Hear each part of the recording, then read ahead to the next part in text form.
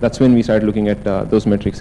One key on increasing lifetime value for a SaaS business, which I have noticed in India, is per month nobody takes the internet. No, online you cannot charge per month. You just can't. So you have to charge 6 months, 1 year, 2 years, 3 years. So what you're seeing Indian customers being they are very happy even paying up to 5 years. It's quite weird, right? People ready to pay up to 5 years of a particular software value and then paying again after 5 more years. And the second thing is to sell many more products to this particular market segment. So these are the two things that we did initially after our launch. Cool. And I did not die. All right. Yeah, I think, so in our case, because it's been mostly a viral product, there's no particular cost of acquisition. I mean, that's been zero for a long time. However, there's a cost of servicing a customer, right? Because we subsidize messages on their behalf.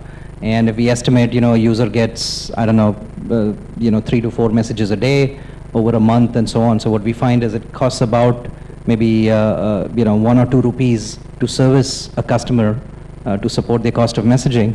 And in terms of ad revenue and monetization, now ultimately merchants pay us, but we can translate the total ad revenue to a per customer basis, and we know we can monetize up to 5 to 10 rupees per month. I mean, think of it as an ARPU for users, and if we can keep doing that multiplied by crores of users, I mean, it can be very interesting. Now, we still have a lot of work to kind of get there, but we've been able to prove this in smaller pockets with smaller user bases, and we continue to grow the community. So, the fill rate, as it's called, meaning we don't fill all the ads all through, but when we do, or when we can sell it, it works out to be pretty good. So, I think I do agree with what people were saying. You don't want to obsess about this too early, right? Sometimes when you go into a presentation, you may not even know the numbers. If you haven't launched it, of course, you don't know. But think of it as a framework that at least if you're launching a new business, you want to think of it as, okay, how much is it going to eventually cost at scale? What will my cost of acquisition be, or what can it be? How low can it get? And how do I increase the lifetime value, like these guys were saying? So, I think, let me see if I want to leave some time for Q&A, but before we do that, just summarizing your lessons, I'm sure there's a bunch of aspiring entrepreneurs and so on. Any lessons or learnings, from a sales and marketing standpoint, what should they keep in mind as they're developing the business plan or as they're getting started and launching? What lessons have you learned, and what would you share for a new entrepreneur? Kunal, do you want to kick it off? First lesson is all about India. We have a very fundamental problem. We want to copy something that has worked in the West. I think that is a very flawed approach, and we need to change that, right? India is different things are going to work over here. We just need to figure it out, right? Unfortunately, even the investors try to fit you in one of these models. So when we were pitching, you're like, अच्छा तो आप Snapdeal जैसे ग्रुपॉन हो, like no, तो फिर आप ये site जैसे हो. हम कुछ नहीं, हम एक कैटेगरी है, we are creating a new category, but you will face these challenges when you want to do something of your own. Do not try to fit into becoming something that works somewhere else. It will not work, right? Like Alok also mentioned, there's going to be only just one of those, right? You have to make sure that you make something that works over here. That's number one. Two is about sales. India, my sales is very unique. What I have learned, and I've seen some Google guys over here, so I'm going to be speaking very mildly about this. People pay a lot more to faceless entities than entities with face. All right, that's my learning. If you have a service where people will put their own ad and run a thing, optimize it, pay, bid, people will pay a lot more. When they are face, they'll always want to negotiate. They'll say, अच्छा 10,000 का software दे रहे हो, 5 में दे दो, 5 क्यों, 3 महीना free दे दो. They'll always want to do that. So that's one of the learnings that I have had. One of the stories that I had is I was pitching to Yatra. Bharat was a chief digital marketing officer at that point of time, and we were doing around 8,000 transactions a day at that point of time. So I reached up to Bharat and I'm like, Bharat, yeah, just out of curiosity, बड़ी office है, कितने transactions करते हो? I'm not an e-commerce guy. I did not know क्या होता है. I thought इतनी बड़ी office होगी तो बहुत transactions होते होंगे. And for me only I knew one side, IRCTC, जो 5 लाख transaction करता है, बाकी सब तो उधर आस-पास में होंगे. And so he says, Kunal, we are the number 2 site and we do 4,000 transactions a day. My heart sank. Because I was thinking, yaar, it will be so huge. That's what we have as impression, right? The immediate thing that happened, he asked me how many transactions you do, and I was in this thing that मैं बोलूं because it's a sensitive thing, but I still blurted out 8,000. His heart sank, and we've been good friends thereafter. But the thing is, this is what India is about. We do not need to do things that work somewhere else. We have to do something that works in India. All right?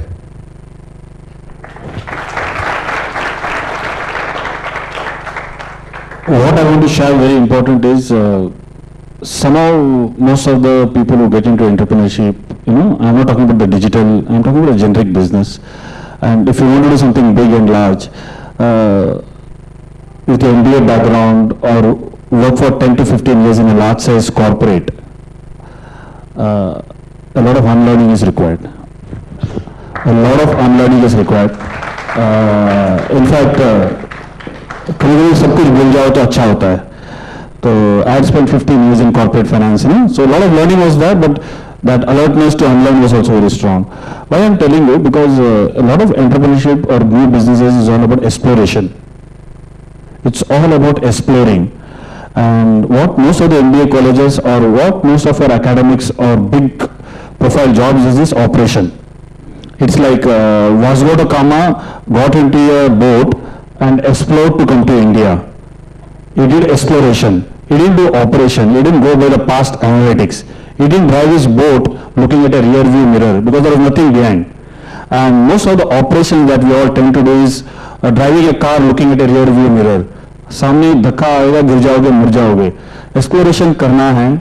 Operation is also one stage. So I feel business is all about exploration.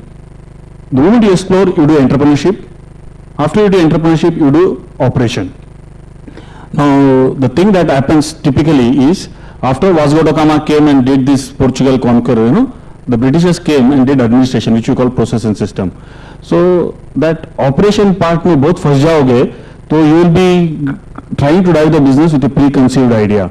I think how much time you should give for exploration and how much for operation is very, very important.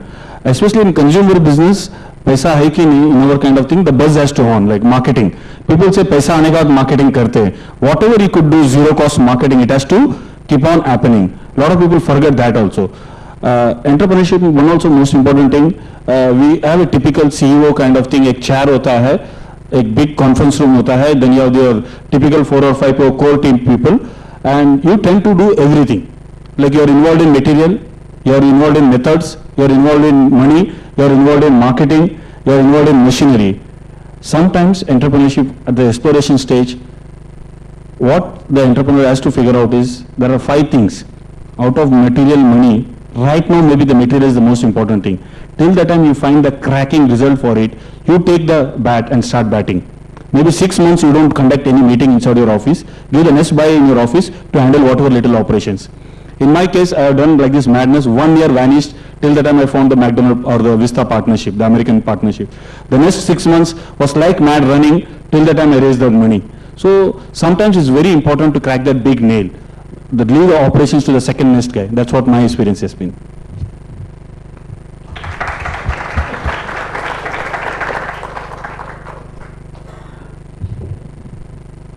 So one of the things which we did very early on, I think will help a lot of companies trying to do sales on the ground, like what we do with feet on the street, is that going outside Bangalore or going outside one place is very important. India is vast. We have 20,000 doctors using our software in 100 plus cities in India. I was shocked. In 100 plus cities, that's what our Google Analytics tells us. And when I go to places like Bhilai, and I'm shocked to see users of ours there. So one of the learnings that I had was, India is vast, spread thin, fast. Have 3-4 member teams in multiple cities. It makes a lot more difference. One of the things which I could probably undo in my sales and marketing endeavors has been the pricing. So when we were out there, there were no software for doctors in the SaaS model, that's pay per year model, and we went to this, very aggressive pricing band, and we said, we'll change it after a year. It's been 3 years now. And we haven't been able to change that number. Obviously, we're able to add more products, and hence the per doctor, the revenue we got went up. But very important learning is that pricing is, it's a gut feeling. You'll have to go with the gut. But when you make that call, you have to stick with it for a long time. So be ready for it. The other learning which we had, which Kunal also touched upon was when you meet a person in India, it's all about bargaining, right? It's all about jugaad, kitna hoga, extend kar do, ek aur saal de do, ek aur 2 din de do. I mean, it's like, you're buying vegetables, right? You want every single rupee to be counted. You worked so hard for it. It's like a survival, it's like a survivor game. So that's what we did from day one. Was we said, what, 0 discounts. No matter if he's treating Amitabh Bachchan or he's treating, the roadside guy, it's the same product price. And we thought there'd be backlash. There was none. We're not sold a single product at a different cost across India. The second thing we did was, no matter if it's Bombay or if it is, Bhillai, we'll say the same price. They said doctors in Bombay are very rich. Doctors in Bhillai are not so. We said, we don't care. It's the same product. And it worked. We said, maybe some of our advisors did not agree with us, but we went ahead with that. Another thing we did was, we said Apollo hoga ya, the roadside guy will send the same price. They were shocked, but it worked out.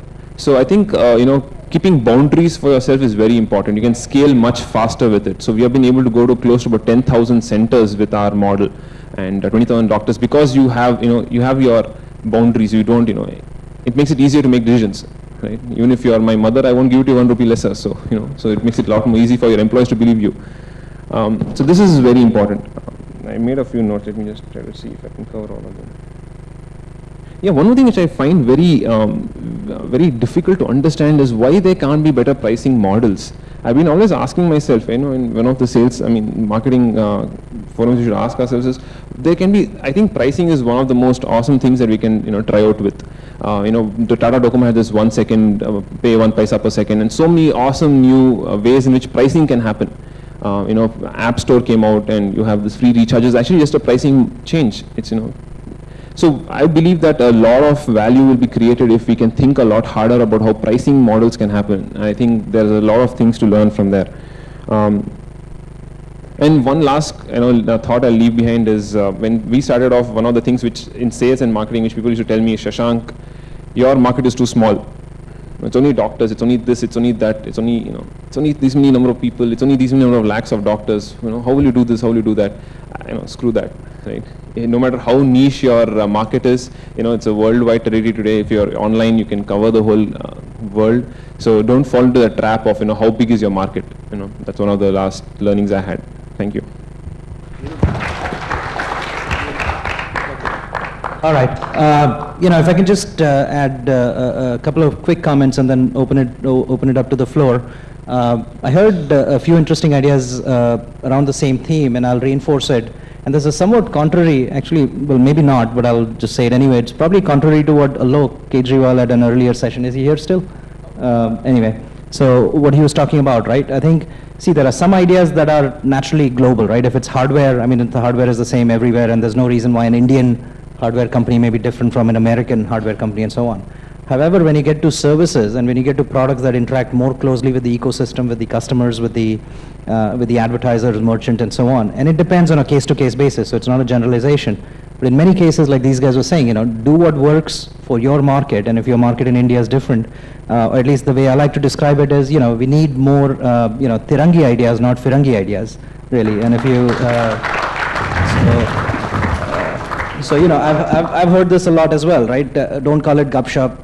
Think about Yahoo and Twitter. Give it some American-sounding name. Give it like a valley-like feel. It's like, yeah, I lived in the valley, 15 years. I just relocated here a year and a half ago. I get it. I've been a tech entrepreneur. I've created an internet company before as well. So I get the net.